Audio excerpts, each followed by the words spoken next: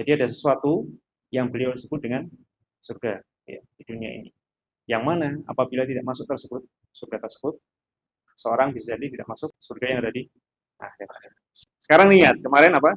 Ikhlas. Kenapa nggak niat yang ikhlas gitu? Kenapa dibedakan?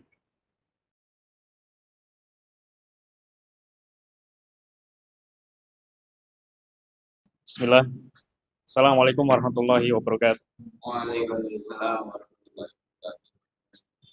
Innalhamdulillah nahmaduhu wa nasta'inuhu wa nastaghfiruhu wa natubu ilaih. Wa na'udzu billahi min syururi anfusina wa min sayyiati a'malina.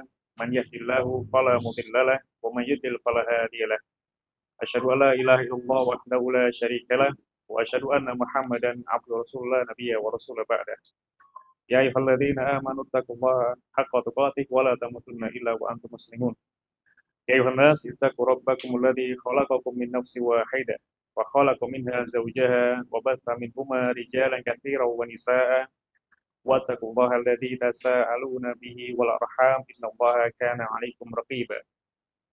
Ya ayyuhalladzina amanu taqullaha wa qulu qawlan sadida yuslih lakum a'malakum wa yaghfir lakum dhunubakum wa may yuti'illaha wa rasulahu faqad faza fawzan 'azima.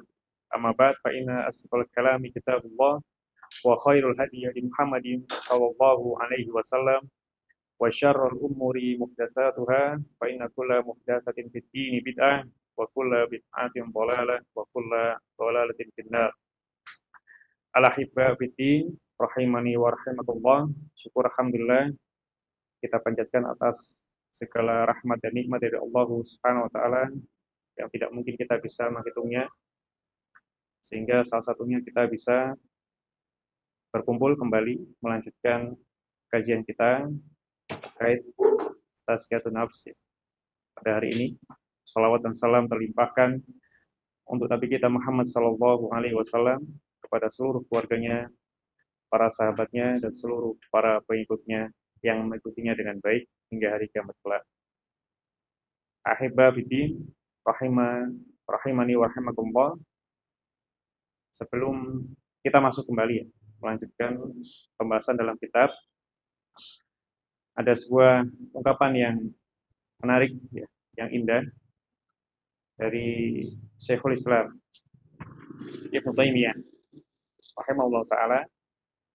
Beliau mengatakan inna fid dunya jannah. Sesungguhnya di dunia ini ada surga. Inna fid dunya jannah man lam yadkhulha lam yadkhul jannatal akhirah. Sesungguhnya di dunia ini ada surga. Siapa yang tidak masuk ke surga tersebut, surga di dunia ini, tidak akan masuk surga yang ada di akhirat. Di dunia ada surga, siapa yang tidak masuk ke situ, tidak akan masuk surga di akhirat. Apa yang menarik dari ucapan beliau?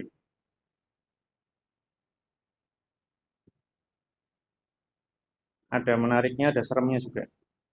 Ya, Kontra sama kontra sama apa? kontra sama yang pernah saya dengar hadisnya ini, Pak. Dunia sijinul mukmin. Ya, perjalanan gitu. Dunia itu penjara bagi mukmin.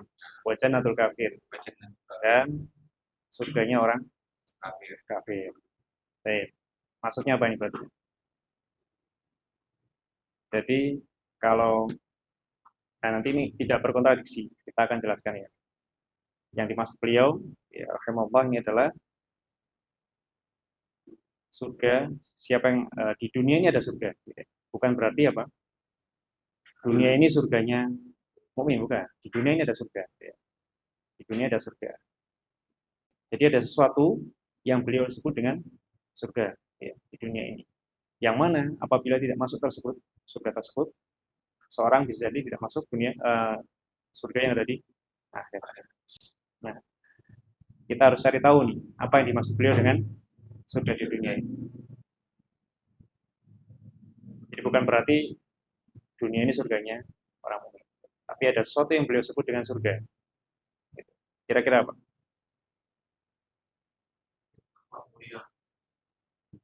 Akhlak mulia. Apa masih? Bukan nikah. Enggak. Yang dimaksud adalah apa? ketentraman hati. Kata nama. Insya Allah. Yang dimaksud beliau adalah apa? Asurul, sakinah, wa tumakninah. Yang dimaksud adalah kebahagiaan hati, ya, ketentraman, dan juga rasa tenang. Ya, ketenangan. Ketenangan. Nah, apa kaitannya dengan pembahasan kita? Pertanyaan. Mungkin tidak seseorang, ya, yang memiliki jiwa dengan sifat yang haus validasi, misalkan. Haus kehormatan, dihormati. Haus dengan hasil yang instan. Haus dengan barang-barang mewah. Mungkin nggak merasakan surga dunia, ketentraman hati, ketenangan. Mungkin nggak? Nggak. Maka ucapan beliau ini menggambarkan apa pentingnya kesucian jiwa. Jiwa yang bersih, jiwa yang suci, yang mana apabila tidak dimiliki seorang, dia tidak akan memasuki surga di dunia. Dia tidak akan merasakan kebahagiaan dunia dan dikhawatirkan, ya, tidak akan masuk ke surga yang hakiki, surga di akhirat. Ya. Maka dari itu ini menggambarkan pentingnya terkait pensucian jiwa yang akan kita bahas insyaallah taala. Baik ikhwan fillah rahimani wa rahimakumullah, kita kembali masuk ke kitab ya. Yang mana apa nih? Ada perubahan kitab. Ya. Kemarin kita sempat mengatakan kita membahas kitab Al-Bahrul Ra'iq fi Sufi wa Raqa'iq, tapi kita ganti kitabnya yang lebih ringkas, lebih ringan gitu. Tapi tetap karangan dari Syekh Ahmad Farid, ya. Itu Tazkiyatun Nufus wa ma yuqarriruha ulama usalat. Tetap tentang Tazkiyatun Nafs, lebih ringan, lebih ringkas ya, lebih kecil. Kalau apa namanya, yang kemarin tuh tebel banget ya, dan agak berat. Itu nanti insya Allah bisa selanjutnya. Setelah ini, insya Allah bisa dilanjutkan di yang apa Rawi. Tetap kita masuk ke pembahasan berikutnya dalam kitab Hakikatun Niyah wa Fadluha. Hakikat niat dan keutamaannya. Masih ingat pertemuan lalu kita bahas apa?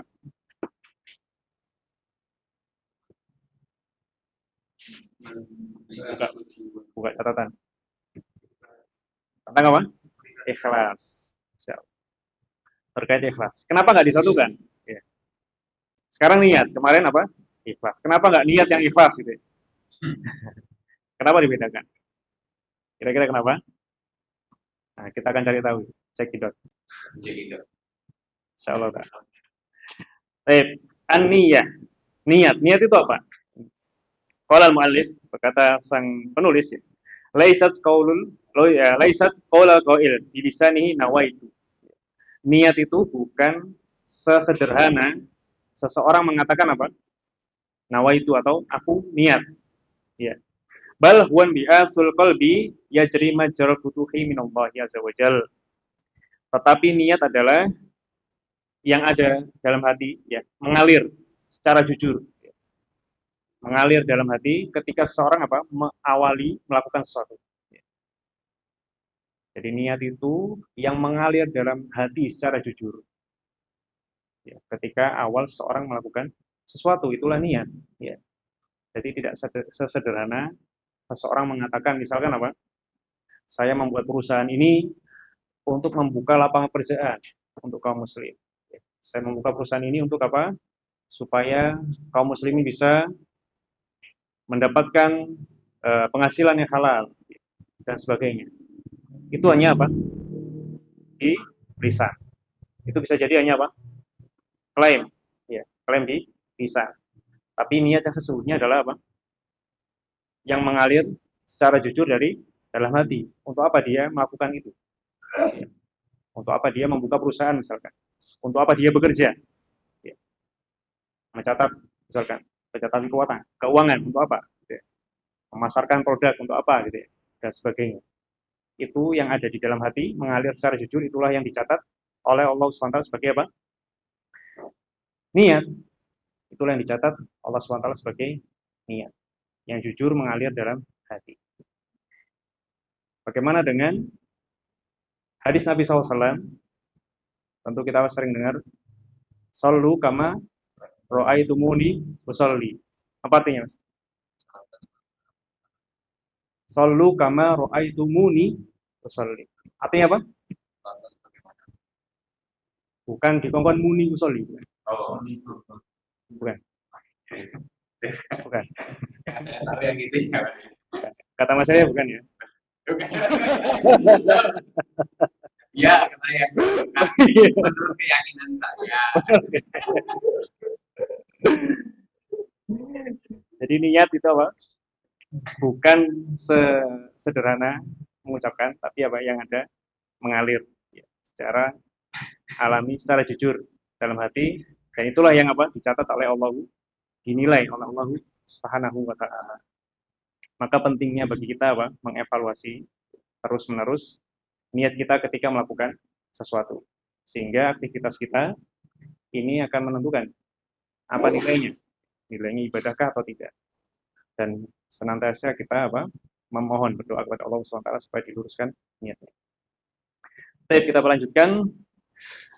Faqad tayassaru fi ba'dil awqat wa qad ta'adzaru fi ba'diha. Niat itu kadang mudah dilakukan, ya. Kadang-kadang juga apa? Sulit di waktu lainnya. Kenapa kira-kira? Ya karena ada di dalam hati. Seandainya sekedar ucapan maka apa? Ya, gampang. Tidak akan kadang mudah, kadang sulit. Nah, kenapa dia sulit? Ya, kita sempat sampaikan ya yang lalu, diantaranya ucapan ulama Sahal bin Abdullah. Laisa ala nafsi syai'un asyad minal ikhlas. Tidak ada sesuatu yang lebih berat daripada apa? Mengikhlaskan niat. Kenapa? Li'annahu laisa laha fihi nasibun. Karena ketika sesuatu itu niatnya ikhlas, membuat jiwa tidak dapat bagian. Ya. Sulit, berat untuk meluruskan niat karena jiwa tidak dapat bagian. Misalkan tadi seorang merintis perusahaan, ya. Apabila dia meluruskan niatnya, maka dia tidak dapat bagian, ya, pujian, ya. Bagian berupa pujian, bagian berupa eh, penghormatan, berupa diutamakan dan sebagainya. Ya. Mendapatkan, misalkan dia bisa mengambil semena-mena, ya, keuangan perusahaan dan sebagainya. Itu semua tidak dia dapatkan. Maka berat bagi jiwa. Berat bagi jiwa. Wa man kana al-ghalibu ala qalbihi amrati tayassaru alaihi fi aksaril ahwali ihdarun niyati lil khairat. Barang siapa yang hatinya didominasi urusan agama, maka akan mudah dalam kebanyakan kondisi menghadirkan niat yang baik. Siapa yang hatinya didominasi dengan urusan agama akan lebih mudah, ya, menghadirkan niat yang baik dalam setiap perbuatan kebaikan. Fa inna qalbahu ma'ilun bil jumlati ila asil khair, karena hatinya secara keseluruhan condong pada sumber kebaikan. Fayambaisu ila tafasil ghaliban, sehingga dia sering terdorong untuk melakukan rincian-rincian kebaikan tersebut, ya. Karena hatinya lebih condong pada asal mula kebaikan, sumber kebaikan, sehingga dia terdorong melakukan rincian kebaikan tersebut. Nah, ini seakan-akan kontradiksi lagi. Ya, dikatakan siapa yang hatinya apa tadi? Hatinya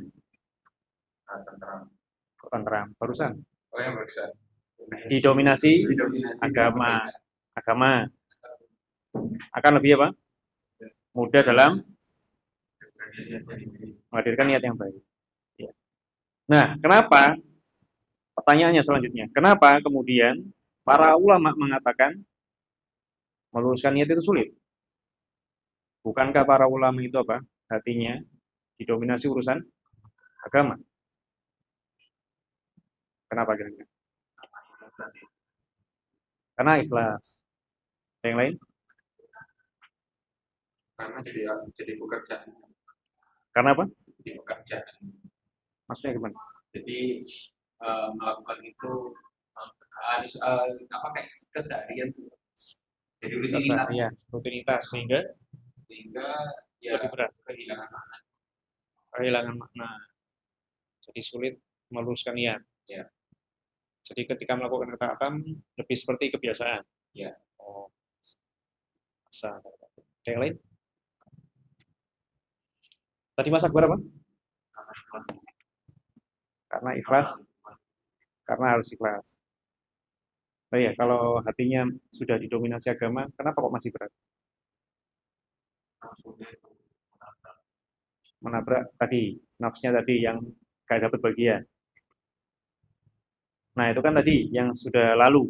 Nah, di sini kan tadi dikatakan kalau hatinya sudah didominasi agama lebih mudah. Tapi ulama mengatakan niat itu meluruskannya sulit. Gimana? Lebih mudah bukan berarti mudah. Biasanya nggak mudah. Cuma lebih mudah gitu ya. Insyaallah. Jadi yang awalnya 50% jadi 15%. Kita bahas selesai, Masya Allah. Ya. Baik. Jadi ada ini, mungkin penjelasannya seperti ini. Beda antara menghadirkan niat dengan memurnikan niat. Beda antara menghadirkan niat dengan memurnikan. Ya. Kalau menghadirkan niat itu tadi, ya, sesuatu yang mengalir secara jujur ya. Di awal kita melakukan amal. Tapi memurnikan niat ini menjaga agar benar-benar niat tadi tidak apa disusupi gitu ya. Misalkan kita awalnya sudah benar niatnya, ya. Aku melakukan ini supaya mendapatkan pahala dari Allah SWT, gitu ya. Misalkan aku melakukan presentasi yang terbaik, gitu ya, supaya teman-teman jelas, ya, terang maksudnya, strateginya nanti yang dihasilkan juga jelas. Kemudian ketika apa berjalan ternyata banyak dipuji, gitu ya. Ini kan bisa apa disusupi dengan yang lain. Lain menjaga kemurnian ini yang apa? Yang berat. Menjaga kemurnian ini yang berat. Yang ditekankan oleh para ulama, menjaga kemurnian niatnya ini yang berat daripada menghadirkan niat di awal. Kemudian yang kedua juga maksudnya adalah standar ketelitiannya ini beda antara orang awam dengan para ulama. Ya, bisa jadi orang awam mengatakan standarnya seperti ini sudah apa? Sudah niatnya sudah benar.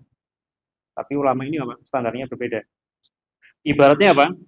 Ibarat misalkan atlet gitu ya. Sekedar merutinkan latihan, kalau orang awam apa? Berat. Kalau atlet sudah biasa. Tapi kalau menjaga kualitas latihannya itu sesuatu yang beda ya bagi para atlet. Nah, sama seperti tadi. Untuk para ulama menghadirkan niat untuk ikhlas ya, meluruskan niat itu mudah, lebih mudah daripada orang awam. Tapi menjaga kemurnian niatnya ini yang sesuatu yang berbeda. Menjaga kualitasnya terus terjaga niatnya. Baik. Waman mala qalbuhu ila dunya ghalabat alaihi lam yatayassar lahu dalika bal yatayassaru lahu fil faraid illa bijuhdin jahidin. Sebaliknya, siapa yang hatinya condong pada dunia dan didominasi oleh perkara dunia, maka menghadirkan niat kebaikan tidak mudah. Ya. Bahkan untuk perkara yang wajib sekalipun. Bahkan ibadah yang wajib pun akan apa? Sulit menghadirkan niat yang baik. Apa contohnya?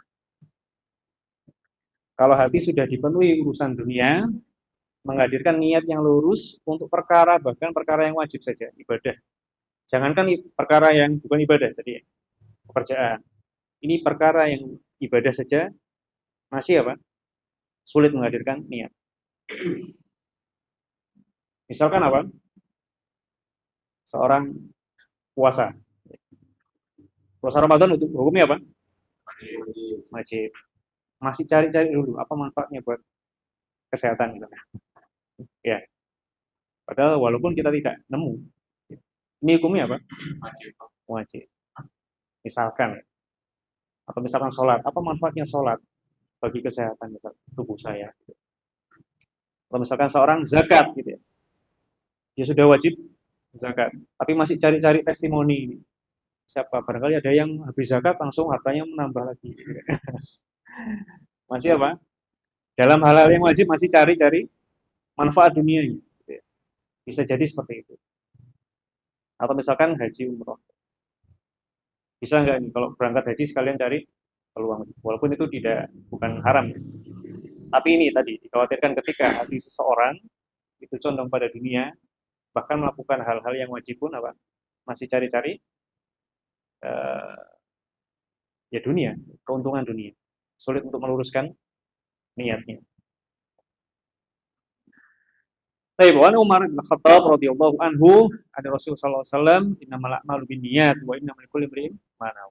Faman kana hijratuhu ila Allahi wa rasulihi fa hijratuhu ila Allahi wa rasulihi wa man kanat hijratuhu lid dunya yusibuha aw imra'atin yankihuha fa hijratuhu ila ma hajara ilaih. Ya.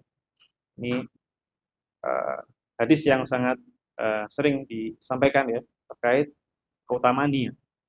Sesungguhnya amalan tergantung niatnya, setiap orang dapat apa yang dia niatkan. Ya. Sesungguhnya amalan tergantung niatnya, seseorang itu dapat yang dia niatkan. Siapa yang hijrahnya karena Allah dan Rasulnya dapat itu. Siapa yang hijrahnya karena pengen ngejar wanita yang juga lagi hijrah, ya dapatnya itu. Ada cewek hijrah ikut hijrah. Ya, jadi harus diikhlaskan. Seseorang mendapatkan apa yang dia niatkan. Kita kerja niatnya apa? Misalkan, itu yang akan kita dapatkan. Ya. Balik lagi ke masalah pekerjaan gitu ya. Bahkan ikhwan fiddin rahimani wa rahmatullah, ya tadi masalah akhirat ya. Adapun eh, niatnya sesuatu yang baik diniatkan baik gitu ya. Adapun ketika sesuatu yang baik diniatkan duniawi, ya, itu pun tidak jaminan akan kita dapatkan. Misalkan tadi seorang hijrah karena apa? Ada akhwat juga hijrah gitu. Apa masih dapat? Masih juga gitu. Jadi eman, pahalanya nggak dapat, niat dunia juga nggak dapat. Gitu ya. Adapun apa? Niat akhirat, ya, apabila sesuatu perbuatan baik kita niatkan untuk akhirat, dan apabila tadi tujuan dunianya memang benar-benar baik untuk kita, insya Allah kita bisa dapat dua-duanya. Ya. Sebagaimana sabda Nabi SAW yang lainnya, diriwayatkan Ibnu Majah, Imam Ibnu Majah, Imam Ahmad dan yang lainnya, man kana di dunya kammahu farakallahu alaihi amrahu wa ja'ala faqrahu baina ainaihi. Siapa yang menjadikan dunia ambisinya, maka Allah Subhanahu wa taala akan cerai beraikan urusannya. Walam yatihi minad dunya illa ma kutiba lahu. Dan tidak akan mendatanginya, tidak akan dia dapatkan dari dunia tersebut kecuali apa? Yang sudah ditakdirkan untuknya. Waman kanatil akhiratu niyatahu jama'allahu amrohu. Tapi barang siapa yang akhiratlah tujuannya, niatnya, maka Allah SWT akan apa? Kumpulkan urusannya. Wajah lagi nahu fi qalbi. Dan Allah SWT akan apa? Jadikan kekayaan, kecukupan dalam hatinya. Wa dunia wa hiya rahim. Dan dunia akan mendatangi dalam keadaan hina. Ya, nggak perlu dikejar, sudah datang. Jika benar apa? Dunia tersebut baik untuknya. Jadi sudah kita usahakan niat segala apa yang kita lakukan di dunia ini untuk apa? Untuk akhir semuanya. Rawan Syafi'i rahimahullahu taala annahu qala hadal hadisu sulusul ilm. Berkata Imam Syafi'i bahwasanya hadis ini adalah sepertiga dari ilmu. Innamal a'malu binniyat. Wa huwa yakni anna salihal a'mal muwafaqati li sunnati bi salahin niyyah wa huwa kaqalihi sallallahu alaihi wasallam innamal a'malu bil khawatim. Maknanya amal perbuatan yang sesuai dengan sunnah itu tergantung pada niatnya. Ya. Ini sama seperti ucapan Nabi SAW, innamal a'malu bil khawatim. Sesungguhnya amal itu tergantung akhirnya. Maksudnya apa? Ketika seseorang melakukan amal soleh, kemudian di akhir hidupnya waliyadzubillah, justru dia melakukan amal perbuatan ahli neraka waliyadzubillah, maka dia masuk apa? Masuk neraka waliyadzubillah. Apabila seorang yang melakukan keburukan misalkan, tapi diakhiri dengan apa? Kebaikan, maka husnul khatimah, maka dia masuk surga. Atau orang yang selama kehidupannya misalkan, dia istiqomah dalam kebaikan sehingga wafatnya, maka dia juga akan masuk surga. Amal tergantung pada akhirnya. Ya. Tidaklah sesuatu amal tadi dinilai baik apabila akhirnya baik. Begitu juga dengan niat. Tidaklah amal itu diterima kecuali dengan niat yang baik. Ya. Sama-sama sebagai syarat diterimanya amal. Diakhiri dengan kebaikan atau diniatkan untuk kebaikan.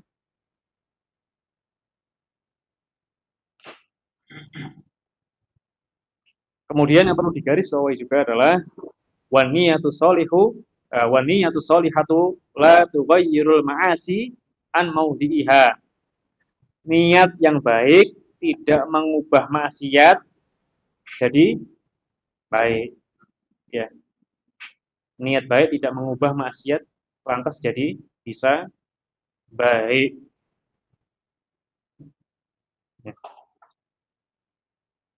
Fa'inan niyata sholihata takhusu min aqsamil amali salasah. Sesungguhnya niat yang baik hanya berlaku pada 3 macam amal. Ya. At-ta'at wal mubahat dunal ma'asi, at-ta'atu tanqalibu ma'siyatan bil qasdi wal mubahu yanqalibu ma'siyatan aw ta'atan bil qasdi. Niat yang baik hanya bermanfaat pada ketaatan dan perkara yang mubah, bukan pada kemaksiatan. Karena ketaatan bisa jadi maksiat karena niat yang salah. Perkara mubah bisa jadi maksiat atau ketaatan, tergantung juga karena niatnya. Ya. Kalau taat, maka apa? Opsinya bisa 2. Bisa jadi ketaatan, ibadah, bisa jadi maksiat, tergantung tujuan. Perkara mubah juga seperti itu, bisa apa? Ya bisa mubah, sekedar mubah, bisa jadi ketaatan, bisa juga jadi maksiat, tergantung tujuannya. Adapun ketaatan, enggak. Ya. Dia hanya bisa apa? Maksiat, hanya bisa jadi maksiat. Bahkan, nah ini keterangan yang penting. Amal maksiatu fala tanqalibu ta'atan bil qasdi. Adapun kemaksiatan tidak akan pernah jadi ketaatan dengan niat. Kemaksiatan tidak akan jadi ketaatan karena niat. Wa dukhulun niyati fil maksiati idan dofu ilahya kusurun khabisatun tudaifu wisroha wa balaha. Nah, apabila maksiat dibarengi dengan niat yang buruk, maka justru apa? Dosanya double. Contoh gini, ya. Seorang ingin membuat usaha untuk membuka lapangan pekerjaan. Akhirnya dia hutang riba. Niatnya baik enggak? Baik. Untuk apa tadi? Membuka lapangan pekerjaan. Tapi yang dilakukan apa? Cari modal riba. Apakah kemudian modal ribanya jadi ketaatan, nilai ibadah? Enggak. Perbuatan yang salah, walaupun niatnya baik, tidak menjadi ketaatan. Adapun apabila orang hutang riba, cari modal riba, niatnya apa? Membanggakan diri. bisa membuka perusahaan, ya, bisa nanti kalau berhasil apa beli barang-barang mewah untuk dibanggakan. Jadi apa? Dosanya double. Ya, sudah kelakuannya salah, amalnya salah, niatnya juga buruk, double. Atau misalkan apa? Perusahaan menjual produknya dengan over promise, gitu ya, agar targetnya tercapai. Niatnya apa? Perusahaan ingin menaikkan gaji karyawan, ya, ingin mesejahterakan karyawan. Tapi apa tadi? Dengan langkah over promise, ya, menjanjikan banyak hal yang tidak sesuai dengan kenyataan produknya. Jadi benar nggak? Apakah jadi ketaatan? Tidak. Ya. Tapi apabila perusahaan melakukan apa? Over promise, gitu ya, agar niatnya apa? Untung besar. Ownernya pengen foya-foya. Jadinya apa? Double dosa. Itu ya.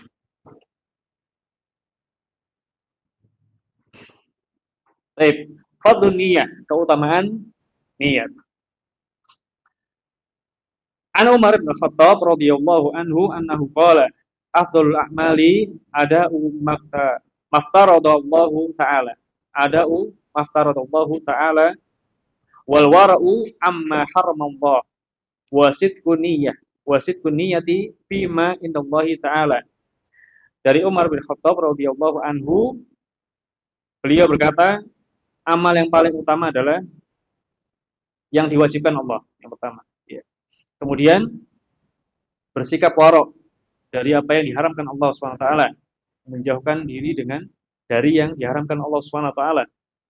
Kemudian sidqun niyyah, jujurnya niat, fima indallahi ta'ala, mengharap jujurnya niat dalam mengharap apa yang ada di sisi Allah SWT. Jujurnya niat dalam mengharap surganya Allah SWT, ridhonya Allah SWT. Wa qala ba'du salaf, rubba amalin saghirin tu'azzimuhun niyyah. Betapa banyak amal kecil menjadi besar pahalanya karena niat. Wa rubba amalin kabirin tusaghiruhun niyyah. Dan betapa banyak amal besar, amal yang besar, yang berat, tapi ternyata menjadi kecil pahalanya. Kenapa? Karena niat. Apa contohnya? Kalau di dunia kerja, amal besar jadi kecil, atau amal kecil jadi besar. Apa contohnya?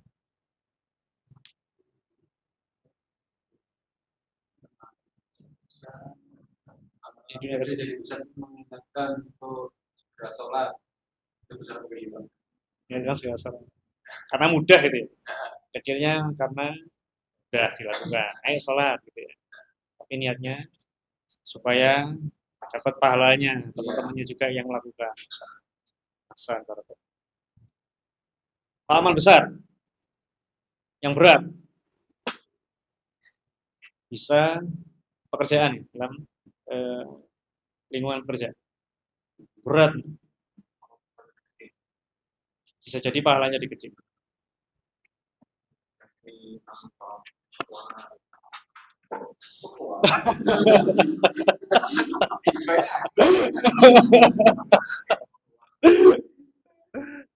Kasih tanggung jawab, mengatur gitu. Nah, dikasih kepercayaan. Niatnya ibrah, berat. Niatnya dapat bonus. Dapat.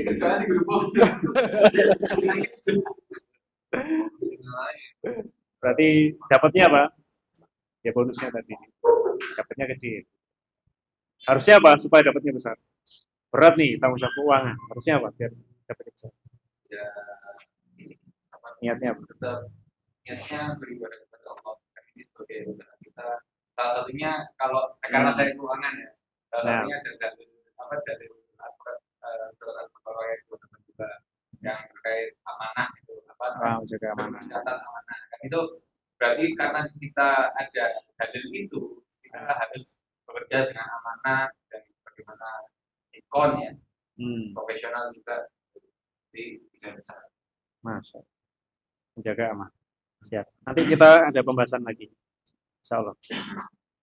Baik, Masya Allah, barakallahu fikum. Hmm, hmm. Wan Yahya bin Abi Katsir, dari Yahya bin Abi Katsir. Ta'lamu niyyah fa innaha ablagu minal amal. Nah, ini nanti akan ada pembahasan. Pelajarilah niat karena niat itu lebih sampai daripada amal. Pelajarilah niat karena niat itu apa? Lebih sampai daripada amal. Apa maksudnya? Pelajari niat karena niat itu lebih sampai daripada amal. Maka sudah jam 9 ya, kita cepat aja. Yang pertama, ya, niat lebih sampai daripada amal. Karena apa? Amal belum tentu sampai jika tanpa niat, itu yang pertama. Ya. Yang kedua, niat yang baik sudah terhitung amal, terhitung pahala, walaupun amalnya belum dilakukan. Ya. Apalagi kalau sudah terlaksana, maka pahalanya. Yang ketiga, nah ini tadi ada hubungannya. Satu amal itu kita bisa niatin double-double kebaikannya. Ya. Satu amal bisa kita double-doublekan nih niat baiknya. Misalkan tadi diberi tanggung jawab mengatur keuangan. Coba kasih niat yang banyak, yang baik. Tadi menjaga amanah, profesional untuk dicintai Allah. Apalagi Pada sebagai pria, sebagai laki-laki bekerja. Oh, bekerja mencari nafkah halal, masya Allah. Apalagi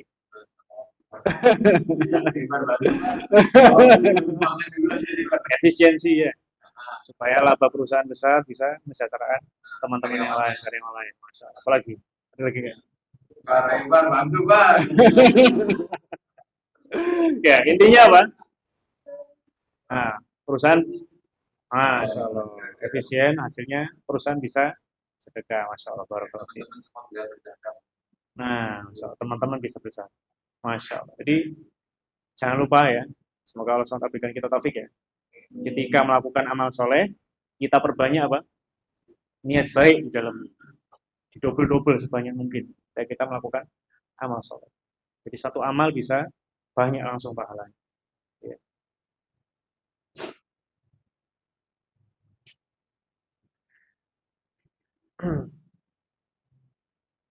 Wasoha an ibnu Umar radhiyallahu anhu annahu sami'a rajulan inda ihram yaqul Allahumma inni uridul hajja wal umrah.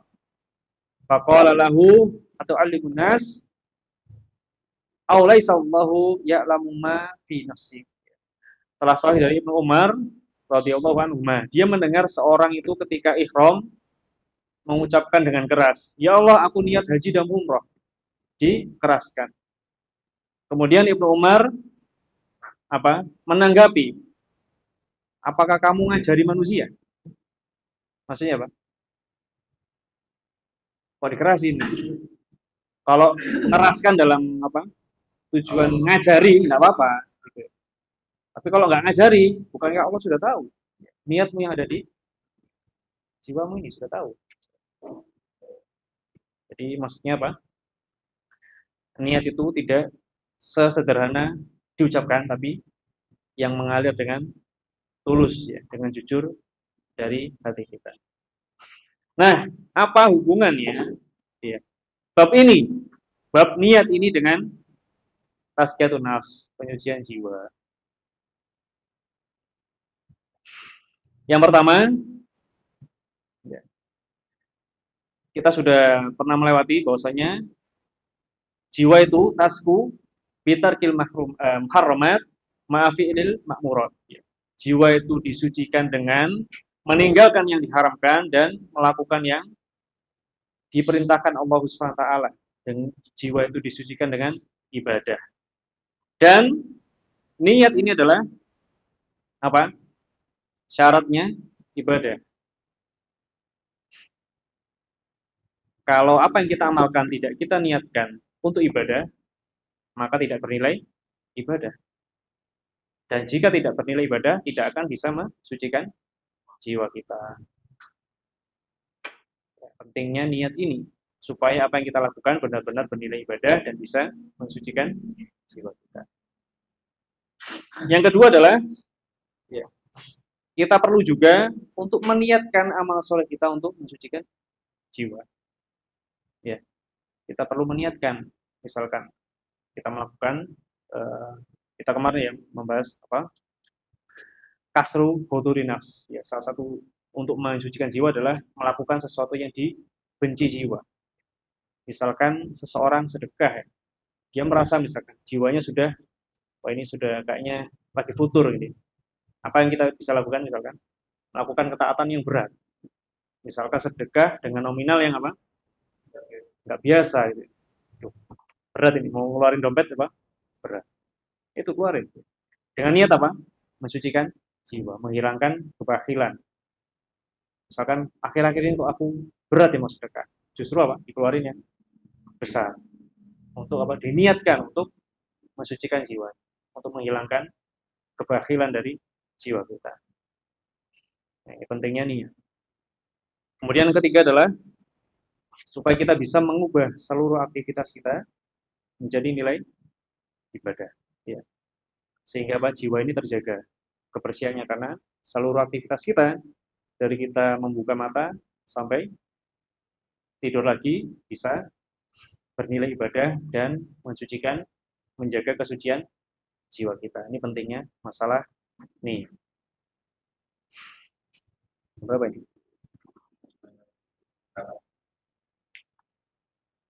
Maksimal jam berapa? Jam 9 ya? 15. Baik, ini ada terakhir ya.